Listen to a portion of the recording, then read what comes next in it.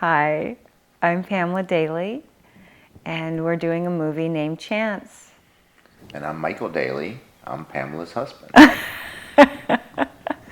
Chance was a neighborhood boy, and it's a big neighborhood out here because we're in the country. So he's maybe 4 miles away from this place, which is the Flash Baseball Complex. And he came up when he was 6 years old to join the team.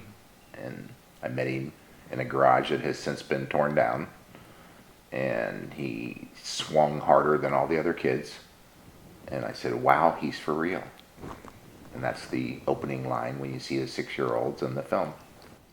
So it's a beautiful love story between a young baseball boy and his coach, and then it progresses to some other areas of life, teenage issues that we have to deal with in our society right now. Well, it started like we're kind of a collaborative team, and we have a son, Seth, who's also amazing. He's an amazing writer and director, and it usually starts with the vision coming from me, and I'm doing some sort of mundane task like folding laundry or taking a walk or driving or something, and I'll get an impression on my heart, a vision for something, and that's where I usually stop. Like I'll take that vision then to them, and in this case, a friend of mine, a filmmaker friend of mine, we were out on top of the number 1 field landing up there, and we were looking out and we saw the number 7 that was painted on there as a tribute to our young man. And in my mind's eye, I saw him running, and I said, wow, we need to make a movie. And that's the beginning of it. And then, of course, then we take it to the real geniuses, which is my husband and my son, and they started the writing process on that. And I would say more you starting the story, and then our son coming in with helping back and forth collaboration, getting the dialogue accurate, and one of them, he would write some things and my son would erase it, and then my son would write some things and he would erase it. So that was kind of interesting, and this happened back and forth for 2 years, 3 years maybe? Yeah, there's at least 50 iterations of the script. Yes, and continuing to do so as we are filming now. We're in week 2, so halfway through, and we're continuing to make edits and iterations to the script along the way. And when you have an actor at Matthew Modine's level, you get input from them as well. And so some scenes we've changed just because Matthew had an idea about Yeah, the scene. yeah, and he's playing the Coach Mike character, which is patterned after this man right here, and obviously he's a different Coach Mike than this Coach Mike is. So you really need to adjust the dialogue to accommodate the actors that are playing the roles.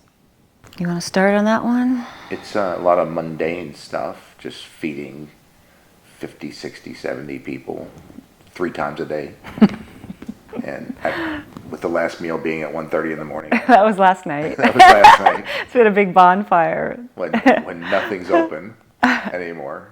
And so there's all those kind of challenges, and moving big trailers around and closing streets. And so our community relations with people in Brown County, Ohio, and in Clermont, Ohio, has helped a lot. So we've had tremendous help. Holiday Inn Eastgate gave us their facility for a day at no charge. And thanks to Nick Baker and staff, and Mount Orab Ford gives us 3 vans to use for the duration of the thing at no charge, and on. Bethel Tate High School. And Skyline Chili and Freddy's, and I mean, it just goes on and on, our gratefulness list to people who have contributed to make this a community project. Because usually one family doesn't try a project of this size, and it was stretching us to our extreme. And so we've reached out for any kind of assistance that people are willing to give. And then hundreds of extras, young people especially, and sitting there all day long in the heat, and just for their 10 minutes of fame, you know. So the kids were real cute at the high school in the bleachers, and yesterday was real painful. It was the funeral scene, yesterday, and so we had a lot of young people in the audience yesterday. All the way down to famous. There's a famous pitching coach, Tom House, who coaches the NFL quarterbacks as well. He was here yesterday. At his usual fees would not be affordable for this film, and he was here out of friendship and out of a heart for the cause. And even Matthew's working at a rate probably below what he would normally charge, and so just everybody. Chris Welsh coming. Chris Welsh. I'm on texting Chris Welsh this morning, Yes, the Reds announcer. he's going to make his film debut, I think. Supposed to be the 22nd, so I'm texting him this morning saying, do you have flexibility to be the 21st instead? He says checking right now. He's checking to see if he can do it. So just having people at that level, helping. There needs to be a lot of flexibility in the scheduling as well, because we don't know if we're going to be getting rain, and just accommodating, people like Chris and that need to have some change. So the production office has decided that I was the keeper of sense and sensibility. So that's what I try to do. It's like, what do you do all day? Like, we're problem solving all day, I'm excited to start on Monday. Actually, I've shot one day of my works. I'm also an actress in the film, and so come Monday, I get to just be an actress all day. So I'm very excited about that. Well, Chance was a good kid, and then he had enormous ups and downs where he'd be the happiest of any kid you'd know, and then here comes a strikeout with the bases loaded, and he let everybody down in his mind. So just controlling that disappointment is important. Young people need to be aware that there's ups and downs in life, and then people tend to stereotype things. So they'll say one boy's a bully, the other boy's the victim, and for us, it wasn't that simple. There was nothing simple about the story, and all the kids were kids. And we didn't find bad people in the story, just the story. And there was maybe some human errors by adults, but they were human errors. They weren't malicious. They weren't somebody trying to not take care of a kid. Yeah, it's important as well, because so often, this has been actually all around when we mention suicide, the loved ones would say, I just never saw it coming. And you and I were just talking about that before. It's like everybody gets surprised when this happens. And so that seems to be what is the case. And so to bring some awareness to this issue, and because nobody really thinks to talk to their kids so much about this issue, especially if you're not seeing any of the signs. And so hopefully this will open up a conversation. We have purposely made it PG or lower so that families with 8-year-olds, parents could come and see this film and then start a conversation about it. I also think it's important because it is the precursor for what we know now as cyberbullying, and it was the time of texting.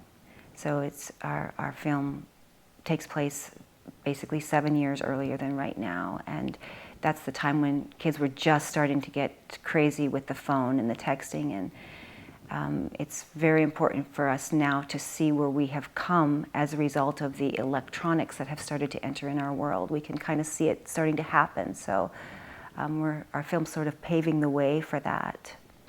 And Chance's parents were really precious in my life. No parents could have been better, done their job better, loved their boy better. And so people want answers when things happen. And we went through that a lot with the film, where certain people that were on the team said, oh, there has to be more clear answers. But there aren't clear answers. And it's not, the parents were lovely. The parents were fighting to make a living, and like a lot of people, and Chance was a good kid, and there were some things that happened between teenagers that weren't all good, but that doesn't make any of the teenagers not good. And then there was a boy that was totally innocent that was blamed as if he had done something to Chance, and his life was negatively affected.